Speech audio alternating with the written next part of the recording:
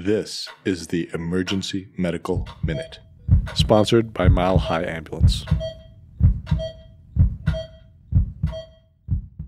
The Emergency Medical Minute is excited to announce that we are now offering AMA, PRA, Category 1 credits via online course modules.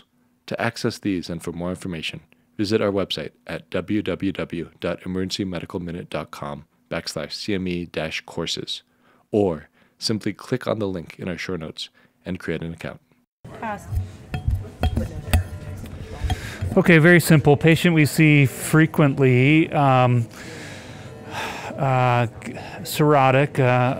end-stage liver disease, alcoholic, abdominal pain, distended, wants to be tapped, but also has a temperature of like 100.5 and is a little more confused than usual. So, we pretty much do the same workup all the time on these folks.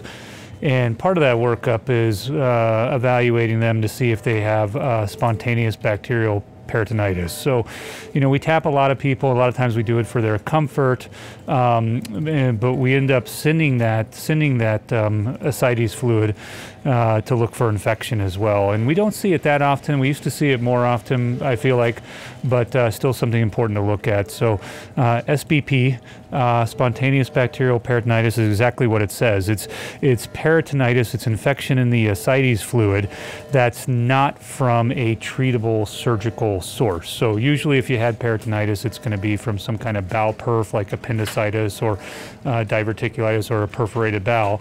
This is without something that can be treated surgically that's seen. It's almost exclusively seen in our cirrhotic patients. So when you do see a patient with cirrhosis, a lot of ascites, abdominal pain, fever, or altered mental status is another common presenting complaint. That's when you want to think about it. When we evaluate it, we sample that ascites fluid. We look at the cell count and differential. It's going to be increased white cells, particularly polys and neutrophils. We also look at, obviously, a culture, a gram stain. You can check things like amylase, LDH, glucose as well to look at that picture. Why is it important? Is because these people have a lot of morbidity and mortality. The normal infectious agents are usually gut flora like E. coli or Klebsiella, but you can have strep and staph. These folks, when they're actually infected, 30 or 40% of them will go on to have renal failure. A lot of them can become septic. If you have septic shock with SBP, your in-hospital mortality is like 60 to 80%, so it's really high. Remember, these patients already have a really high in-hospital mortality for non-infectious causes as well, up to 20%, just because of their other medical conditions. Usually very treatable with antibiotics. Typically, first line is a third generation cephalosporin. Cefotaxime 2 grams is typical. Sometimes people will use amp and gent. Levaquin's been used as well. Occasionally you see a patient that comes in who's on prophylactic antibiotics for SBP.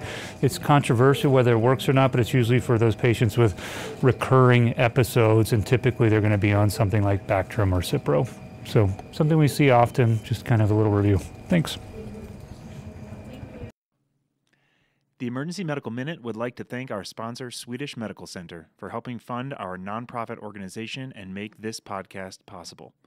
Donations are essential to our organization to cover operational costs and fund the creation of our online courses offering AMA, PRA, Category 1 credits.